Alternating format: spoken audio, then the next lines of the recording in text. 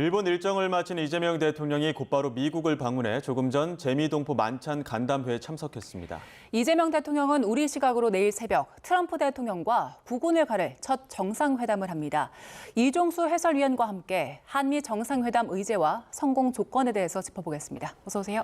네, 수고 많으십니다. 네, 이재명 대통령 일본 방문 마치자마자 미국을 찾았는데 지금 재미동포 만찬 간담회 시작으로 일정 시작한 거죠? 그렇습니다. 2박 3일 일정, 숨가쁜 일정인데요. 시작을 했습니다. 조금 전에 라이브로 보셨지만 피곤한 기세가 없이 여유로운 표정이었는데요.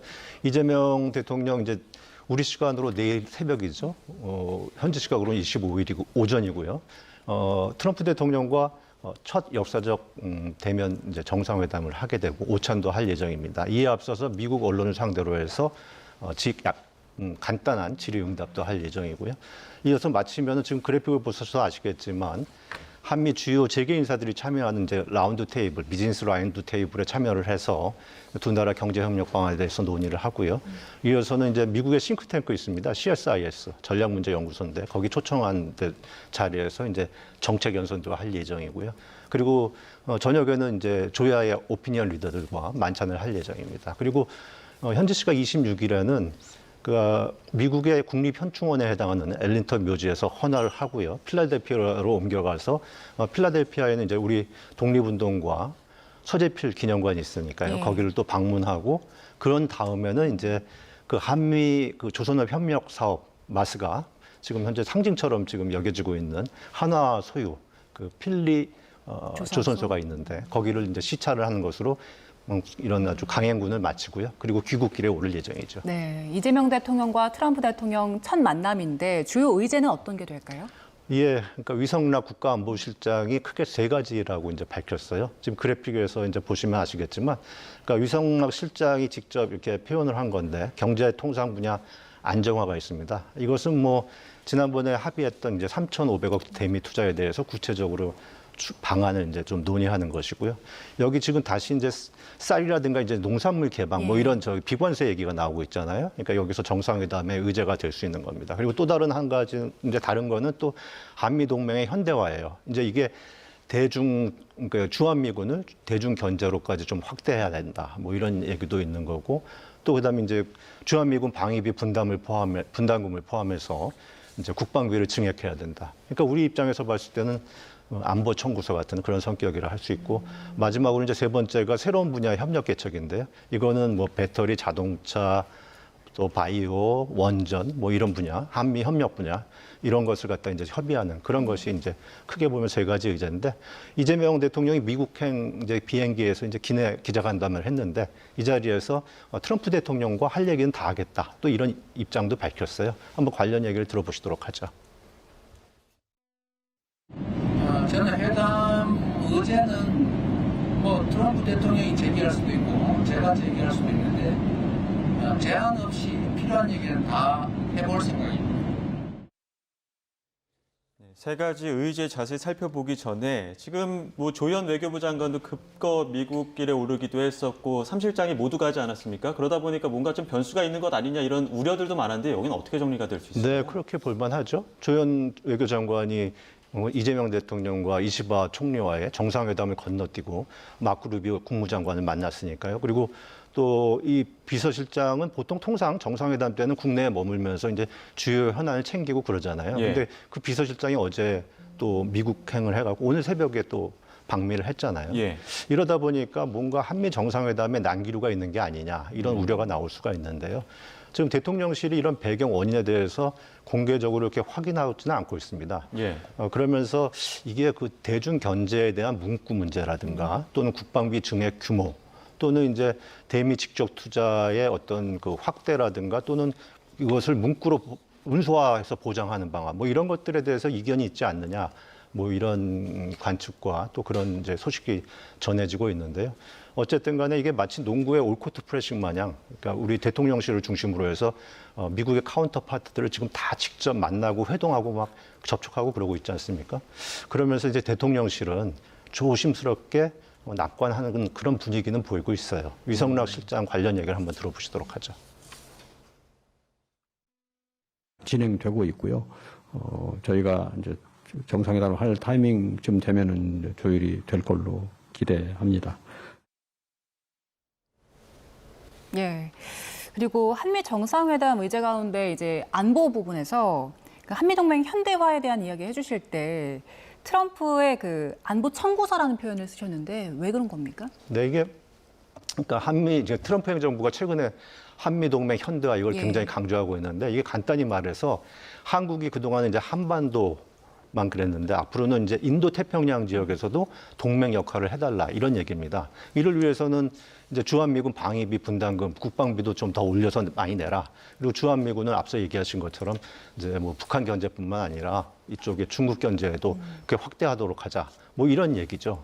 이와 관련해서 이재명 대통령이 기내 기자간담회에서 그 이제 주한미군의 대중 견제 역할 이런 걸 갖다가 이제 주한미군 유연성 뭐 이렇게 얘기를 하는데 거기에 대해서는 동의하기 어렵고 주한미군의 미래 전력화는 필요하다 이런 표현을 썼습니다. 그래서 이 두 정상이 만나서 이런 주한미군의 역할 확대와 관련한 어떤 개념 그리고 어떤 합의의 문구가 나올지 이게 주목이 되고요. 국방비 문제는 그렇습니다. 워싱턴 포스트가 이제 보도한 바에 따르면은 지금 우리나라가 지난해에 한 GDP 대비 2.6%였거든요. 이걸 3.8%로 올리라고 요구하는 방안을 이제 트럼프 행정부가 검토를 했다는 거고요.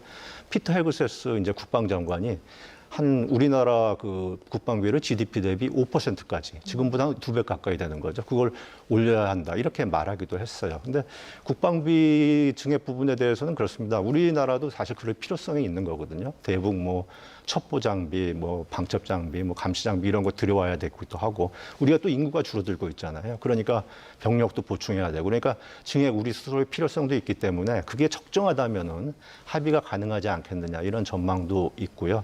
근데 이제 주한미군 이제 방위비 분담 문제인데 이 부분은 우리가 좀 별로 그렇게 적극적이지 않은 부분인데 트럼프 대통령은 공개적으로 연간 100억 달러, 14조 원씩 늘려야 한다. 그렇게 얘기하지 않았습니까? 그러니까 이런 트럼프 대통령이 이재명 대통령과 정상회담에서 이런 요구를 직접 할 수도 있는 거죠. 예, 이 북한 비핵화, 그리고 또 미국의 북핵 억지력 보장 이런 부분도 주요 관심사 아닙니까? 그렇죠. 그러니까 우리나라 이제 재래식 무기 군사력이 한 세계 5위 수준이에요. 북한은 35위. 근데 이건 뭐 비교할 바가 아니지만 북한이 핵과 미사일을 갖고 있잖아요. 그러니까 사실 한미 동맹 이 핵심은 그 북한 핵 억지력입니다. 그래서 트럼프 대통령이 이번에 정상회담에서 이런 핵 억지력을 지속적으로 보장할 것인가, 한 것인가에 대해서 약속을 할 것인가.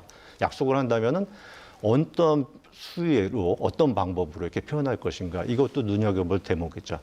예. 관련해서 지금 우리 정부는 한미 원자력 협정을 개정을 하길 바라고 있어요. 지금 그래픽에서 보시면 아시겠지만 현재로는 미국이 동의를 해야지만 20% 미만의 우라늄 농축을 할 수 있도록 되어 있거든요. 근데 우리는 독자적으로 우라늄 농축도 하고 그다음에 재처리 시설 그런 재처리하는 핵연료 이제 사용을 핵연료 재처리 이런 역량도 확보하겠다 이런 건데 미국 입장에서 보면 이게 자칫 이게 그 핵무기를 만드는 플루토늄 제조 기술도 얻는 것이다. 그래서 이제 핵 비확산 이런 차원에서 좀 난색을 표명해 왔는데 과연 이번에 어떤 그 조율이 이루어져서 이게 어떤 형식으로 발표가 있을지 이것도 상당히 주목되는 부분이죠. 네, 안보 분야 살펴봤고요. 그 경제통상 분야와 관련해서 지난 관세 협상에서 타결이 됐던 그 대미 투자 방향에 대해서는 세부안이 나오진 않았거든요. 좀 그렇죠. 세부적으로 논의가 될까요?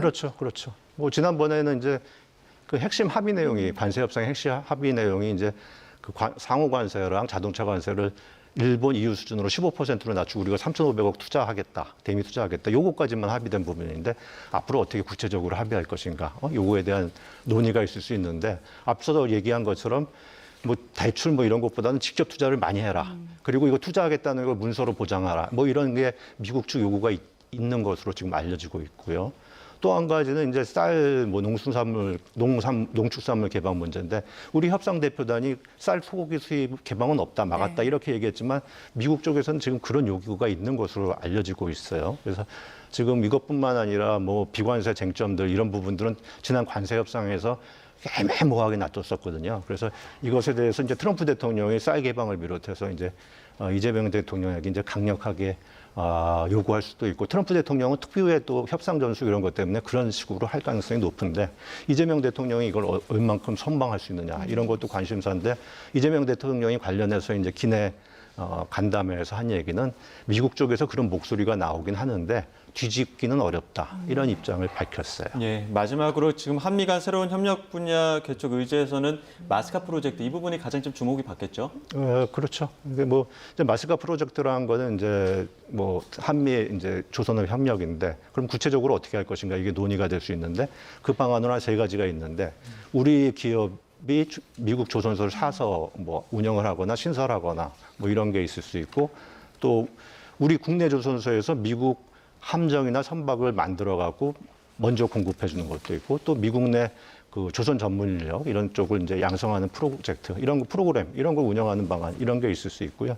그다음에 이제 대미 투자 부분 2천억 달러 부분 가운데서 이제 뭐 배터리 자동차 뭐 반도체 조선 원자력 뭐 이 분야 협력 뭐 이런 것들이 이제 다양하게 논의가 될 텐데 지금 이제 원전 협력 부분과 관련해서 좀 주목해 봐야 될 부분이 올 초에 이제 최근에 보도들이 나오고 있지 않습니까? 올 초에 그 한국전력이랑 그다음에 한수원이 이제 웨스팅하우스랑 서로 이제 합의를 하면서 우리 기업이 유럽 등을 진출하는데 제한이 있었다. 뭐 이런 것으로 지금 알려지고 있는데 정상회담에서 이런 부분까지 좀 조율이 돼서 어떤 메시지가 나올지 이것도 지금 눈여겨봐야 될 부분이죠. 예, 알겠습니다. 여기까지 듣도록 하겠습니다. 지금까지 이종수 해설위원과 함께했습니다. 고맙습니다. 고맙습니다.